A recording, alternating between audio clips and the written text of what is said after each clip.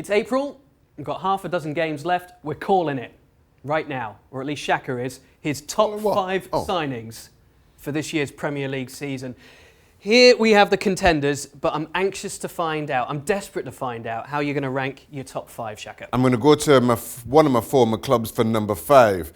And as much as I said Felipe Anderson was the best player outside of the top 6 on an ESPN FC show recently, I'm actually looking at Lukasz Fabianski. I just think Felipe Anderson has been a little bit inconsistent.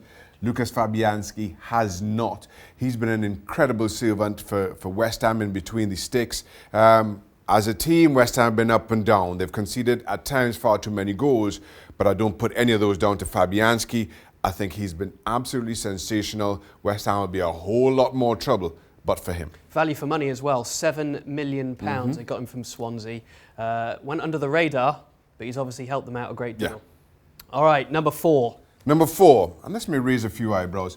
Xherdan Shaqiri, I think has been outstanding, or was outstanding. Maybe he's faded from memory a little bit because of his injury layoffs, but at the same time, when you look at Liverpool's struggles and the fact that Jurgen Klopp hasn't been able to call in Shaqiri just to change things up and offer a different option, you see exactly how important he is to that team, and may very well be, because he may have a huge role to play between now and the end of the season. Think back to those 2 goals he scored against Manchester United in that big derby. That kind of signalled exactly Liverpool's own intent during the course of this season, and maybe defined Shaqiri's role a whole lot clearer.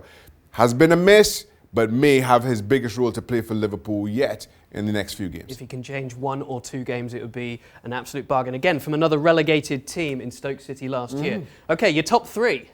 And number 3, I'm going to go Lucas Torreira. This was a player coming in that many weren't sure what to expect. But many weren't sure what to expect from Arsenal. New manager, a couple new signings, and then Torreira came in, found that spot just in front of the back 4, diminutive player who covers a lot of ground.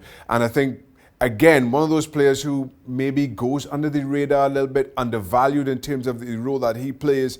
But it's absolutely vital, and especially with this run that Arsenal have been on, and now, for me, I think they're going to finish top 4. I think more and more people are starting to notice these kinds of roles because they're important for any kind of successes during any league campaign.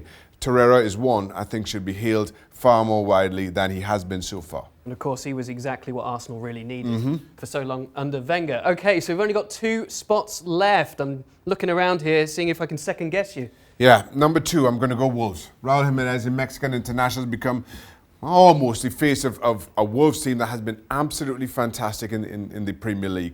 I don't think anybody expected them to be as good as they are. Nobody expected them to play the kind of football that they've played. And I think Raul Jimenez has been a huge success in that hugely successful Wolves team. So for me, at number 2, paid big money for him, but well worth it. Yeah, no excuses for Wolves not to take up that option this week. Brilliant season for him, his best in Europe so far. So there's only 1 spot left, and I think I know who's going to be the number 1. Yeah, well, you know my boss as well, Ross. Alisson for Liverpool. I think quite clearly Liverpool needed a goalkeeper. We've been saying that for the last couple of seasons. Finally, the right prospect come along, cost them a whole lot of money.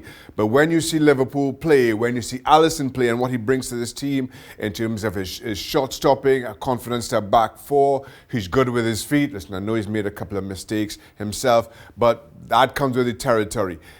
He has been simply fantastic, worth every penny.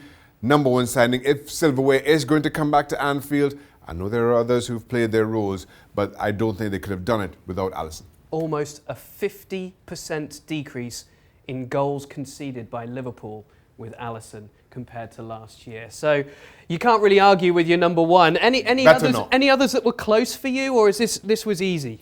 Well, just because you're here, Ross, I was tempted to put a couple of Everton players in, but you're smaller than me. Just to get nominated. It's been a season like that. Are you expecting comments on these, by the way? No thanks. All right, so let us know.